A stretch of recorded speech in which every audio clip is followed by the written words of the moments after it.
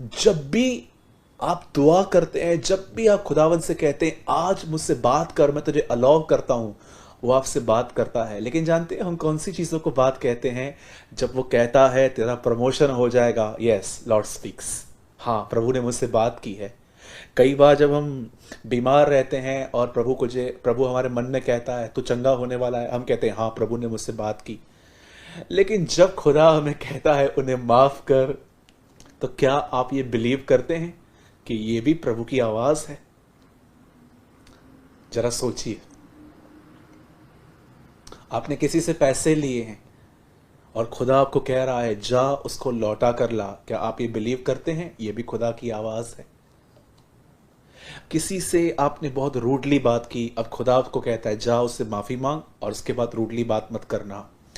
मैं आपको सच कहता हूं, हम और चेलों में ज्यादा अंतर नहीं है, ज्यादा फर्क नहीं है। मैंने इतने सालों तक ये वचन पढ़े थे, लेकिन अब मुझे ये वचन समझ में आते हैं कैसा क्यों था, क्या था वहां पर। यीशु मसीह वहां सिखा रहे थे कि तुम्हें माफ करना चाहिए। अगर तुम्हारे विरोध में कोई कुछ कर रहा है और फिर आके माफी मांगता है, कहता है मुझे पछतावा है, तो उसे माफ कर देना चाहिए। लेकिन वो लोग ये बात नहीं सुनकर कट करके यीशु को कहते हैं प्लीज ग्रो अवर फेथ, हमारे विश्वास को बढ़ा प्रभु, हमें बता हमारे काम कैसे होंगे। आपको पता है, मैं अदर कंट्रीज को इतना नहीं जानता हूं, लेकिन मैं भारत में बहुत सारे विश्वासियों से मिल चुका हूं और मैं जहां तक जानता हूं, प्लीज बुरा मत मानिएगा और मेरी ये दुआ है कि आप ऐसे न बने, पर मैंने बहुतों को देखा है वो यीशु मसीह की आज्ञाओं के प्रति गंभीर नहीं रहते, उन्हें बस अपना काम करवाना है। बच्चा नहीं है, बच्चा पाने के लिए चर्च आ गए। गाड़ी नहीं है, गाड़ी पाने के लिए आ गए। कई सारे लोगों के पास फाइनेंशियल प्रॉब्लम है। मैं आपको कहना चाहता हूं प्रभु बड़ा दयालु है। अगर आप इन वजहों से भी अगर प्रभु के पास आते हैं तो वो आपको कभी भी रिजेक्ट नहीं करता, वो ग्रहण करता है। इवन मैं भी प्रभु के पास किसी काम से आया था।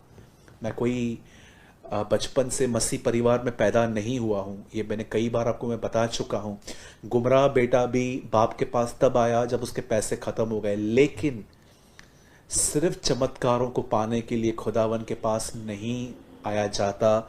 आप दुआ कर सकते हैं कि प्रभु मेरा ये काम करें, लेकिन उसके बाद आपका और मेरा एक फर्ज है कि हम खुदा के पीछे चलने वाले लोग बने। मैं आपको फिर से कहता हूं ताकि आप में से कोई भी मेरी बात को मिसअंडरस्टूड ना करे।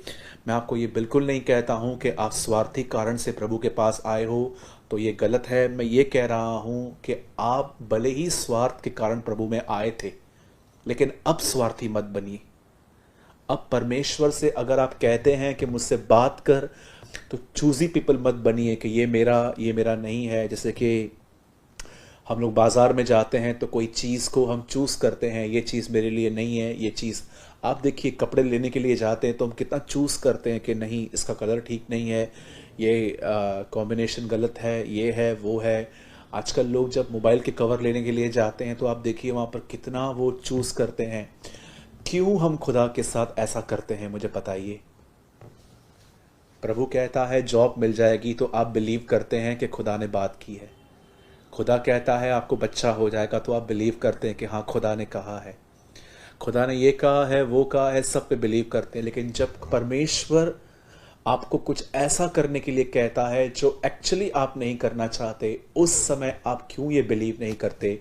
Yes, this is the voice of the Lord, ये भी खुदा की आवाज है।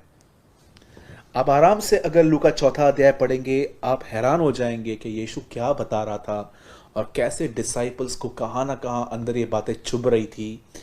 क्योंकि हर आदमी के लाइफ में कोई ऐसा व्यक्ति होता ही है जिसको फॉरगिव करने में तकलीफ होती है, जिस व्यक्ति की वजह से हम हर्ट हुए हैं, चीट हुए हैं, या तो हमें नुकसान पहुंचा है। मैं आज अगर परमेश्वर की आवाज को आप सुनना चाहते हैं तो आज मैं आपको एक बात कहना चाहता हूं, हर उस व्यक्ति को जिसने आपको दुख पहुंचाया है उन्हें माफ कीजिए।